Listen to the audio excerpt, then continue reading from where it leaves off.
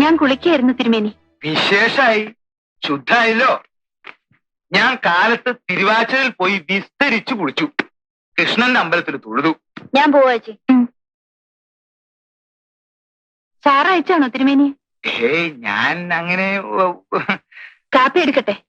അതൊക്കെ കഴിഞ്ഞിട്ട് മതി. നല്ല ക്ഷീണുണ്ടാവൂലോ.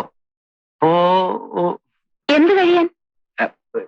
ആദ്യം ഇതങ്ങോട്ട് വാങ്ങിക്കൂ. എന്താ ഇത്? നാടാടിയാണേ. അപ്പൊ പിന്നെ പ്രതിഫലം എന്ന് പറയാൻ വയ്യ. ഒരു ദക്ഷിണയായിട്ട്. തിരുമേനി, ഇനി താമസിക്കരുത്. എന്റെ ഉടല് വിറയ്ക്കണു. വിടാൻ വിടാൻ.